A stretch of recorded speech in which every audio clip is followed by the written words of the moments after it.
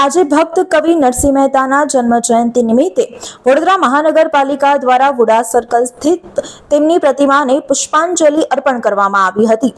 વૈષ્ણવજન તો તેને રે કહીએ જે પીડ પડાઈ જાણે રે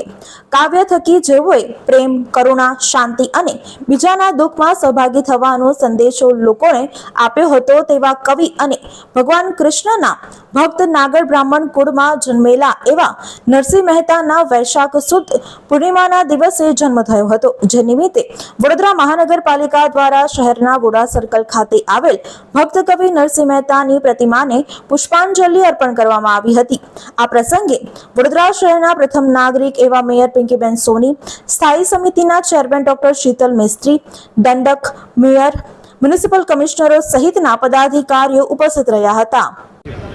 વૈષ્ણવજન તો તેને રે કહીએ જે પીડ પરાઈ જાણે રે આ કાવ્ય દ્વારા જેમણે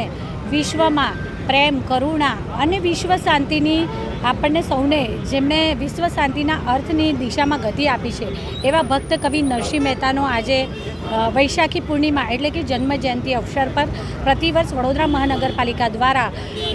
એમની વુડા સર્કલ પાસે આવેલી પ્રતિમાને હૃદયાંજલિ પુષ્પાંજલિ અર્પણ કરવાનો કાર્યક્રમનું આયોજન કર્યું, જેમાં ભક્ત કવિ નરસિંહ મહેતા જે નાગર સમાજનું માન, સન્માન અને ગૌરવ છે એવા નાગર સમાજના સૌ લોકો પણ આજે એમને હૃદયાંજલિ અર્પણ કરવા માટે અમારી સૌની સાથે છે। આજે ભક્ત કવિ નરસિંહ મહેતાજીના જન્મજયંતિના અવસર પર હું સૌને ખૂબ ખૂબ શુભેચ્છાઓ પાઠવું છું।